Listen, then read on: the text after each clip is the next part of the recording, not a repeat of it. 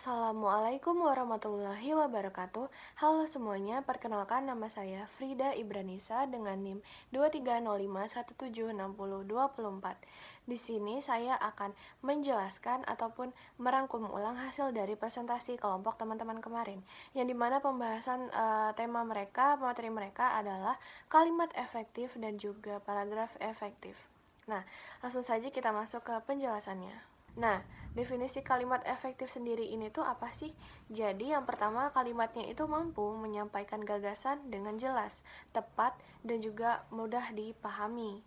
Lalu yang kedua, tidak menimbulkan ambiguitas dan sesuai dengan kaidah bahasa Indonesia.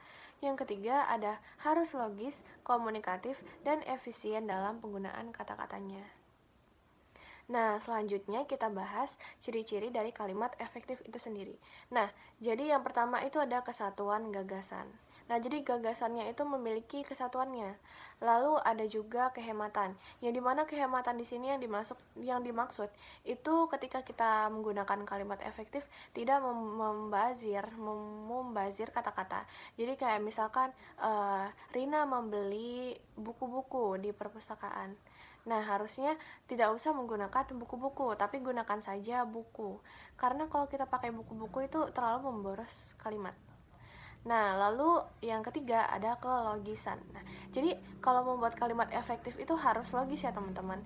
Kayak misalkan mobil ditabrak oleh pengendara lain mobil ditabrak oleh pengendara lain dengan kecepatan tinggi. Nah, kenapa bisa ditabrak? Karena dia menggunakan kecepatan yang tinggi si pengendara tadi. Nggak mungkin kan kalau misalkan dia ditabrak karena kecepatannya itu rendah. Jadi harus logis ya. Lalu yang keempat itu ada kebenaran struktur. Jadi kalimat efektif ini pasti menggunakan struktur ya.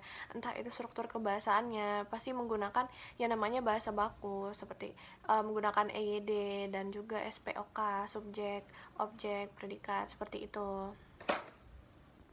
Nah, terus kita masuk ke syarat dari kalimat efektif itu apa aja sih? Jadi yang pertama itu ada kesatuan. Jadi kesatuan itu di dalam kalimat efektif itu harus menggunakan satu ide pokok saja. Seperti misal kucing itu lucu. Jadi kita yang dibahas di situ cuman si kucing aja. Jangan ditambahin ide pokok lain seperti tiba-tiba membahas mobil. Seperti itu. Jadi tuh. Lalu yang kedua ada ketegasan. Jadi di kalimat efektif itu harus tegas ya teman-teman ketika menyampaikan kalimat efektif tersebut. Lalu ada juga yang namanya kehematan. Seperti yang saya jelasin tadi. Jadi kehematan itu yang tadi kita tidak boleh membazir kata-kata.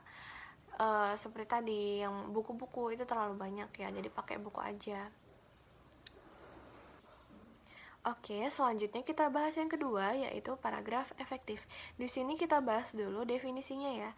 Jadi definisi paragraf adalah sebagian yang berasal dari suatu karangan yang terdiri dari sejumlah kalimat yang isinya mengungkapkan satuan informasi atau kalimat dengan pikiran utama sebagai pengendaliannya dan juga pikiran penjelas sebagai pendukungnya.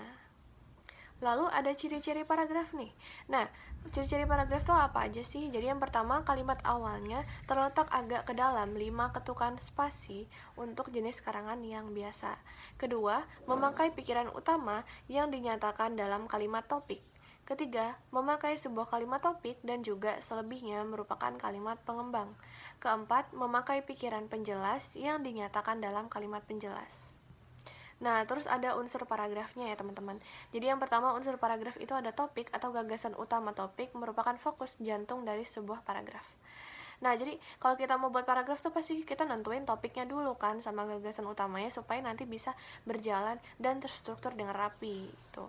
Lalu kedua ada kalimat utama berisi gagasan utamanya tadi. Kedua ada kalimat pendukung. Kita harus pakai kalimat pendukung. Ketiga ada konjungsi, yang dimana konjungsi itu kata penghubung seperti selanjutnya dan seterusnya pokoknya. Selanjutnya ada jenis-jenis paragraf. Nah, teman-teman tahu nggak sih jenis-jenis paragraf itu? Yang pertama ada paragraf narasi. Nah, paragraf narasi itu biasanya berisi narasi. Kedua, ada paragraf deskripsi. Nah, di sini tuh biasanya menjelaskan deskripsi dengan jelas seperti detail-detail seperti itu. Lalu ketiga ada paragraf eksposisi. Keempat ada paragraf persuasi dan kelima ada paragraf argumentasi. Nah, selanjutnya ada juga pola pengembangannya. Yang pertama tuh kita menggunakan pengembangan dengan kronologi.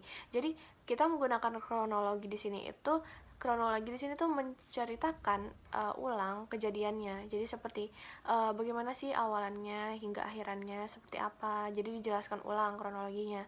Lalu kedua ada pengembangan dengan ilustrasi. Jadi kita mengilustrasikan bagaimana yang kita buat tadi diilustrasikan, dijelaskan.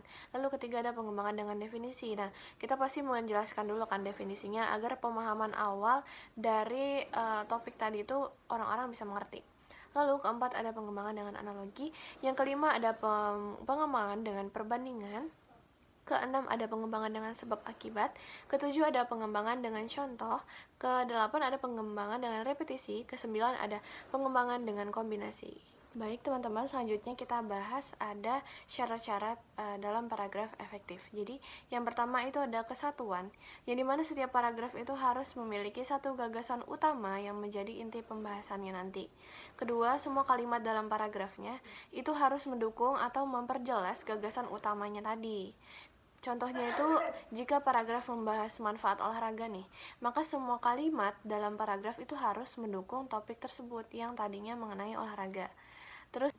Terus yang kedua ada kepaduan, yang dimana kalimat-kalimat dalam paragrafnya itu harus tersusun secara logis dan saling berkaitan.